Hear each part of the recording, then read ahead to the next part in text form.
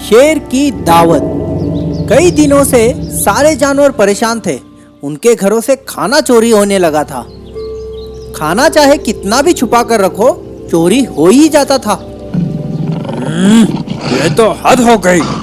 मेरे घर से, एक शेर के घर से खाना चोरी हो गया। किसकी इतनी हिम्मत? अरे मैंने तो साल भर का शहद इकट्ठा किया हुआ था, सब गुल हो गया। अरे आप सब लोगों का खाना खाने लायक तो है, पर मेरे पास तो बस कुछ दाने थे, वो भी भुक्कड़ चोर चुरा कर ले गए। अब मुझे अपने बच्चों के लिए फिर से खाना इकट्ठा करना पड़ेगा। सब लोग चिंतित हुए थे। हर किसी के घर से कुछ न कुछ चोरी हो गया था, पर एक बंदरों का झुंड ही था जिनके यहाँ से कुछ चोरी नहीं हुआ था। इसलिए बाकी जानवरों का शक उन्हीं पे जा रहा था। सबने मिलकर उन्हें रंगे हाथों पकड़ने की ठान ली। इन सब की वजह से जंगल में मायूसी छाई हुई थी। सबको खुश करने के लिए एक दिन शेर ने सबको अपने घर पे दावत पर बुलाया। दावत का नाम सुनते ही सब खुशी खुशी राजी हो गए।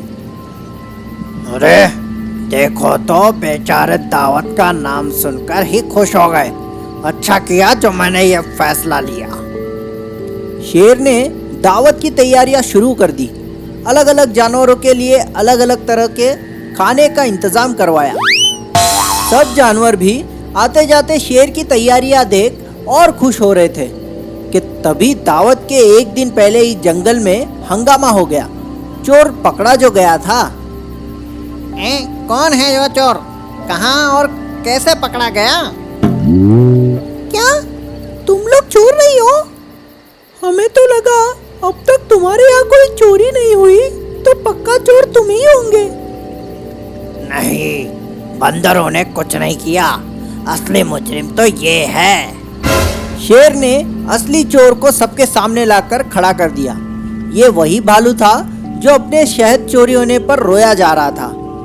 सब उसे देखकर हैरान हो गए। उन्हें अपनी आंखों पर और कानों पर यकीन ही नहीं हो रहा था।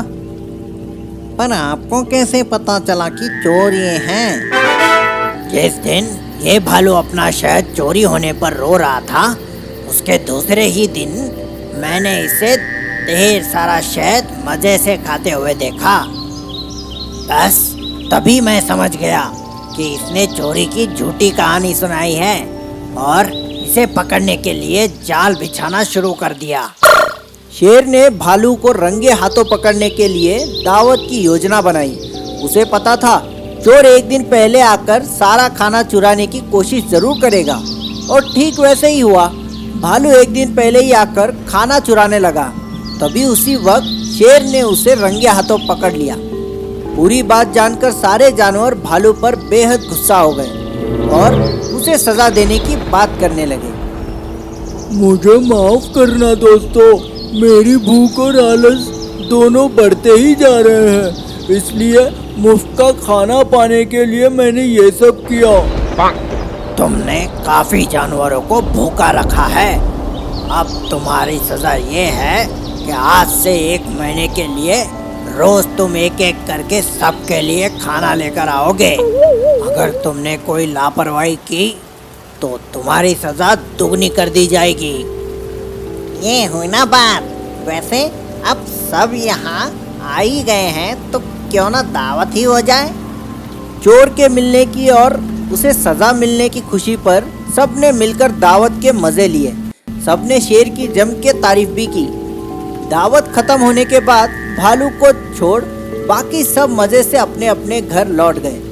भालू बेचारा मुंह लटकाता हुआ अपने घर लौट गया। तो इस कहानी से हमें ये सीख मिलती है, हमें कभी भी चोरी नहीं करना चाहिए।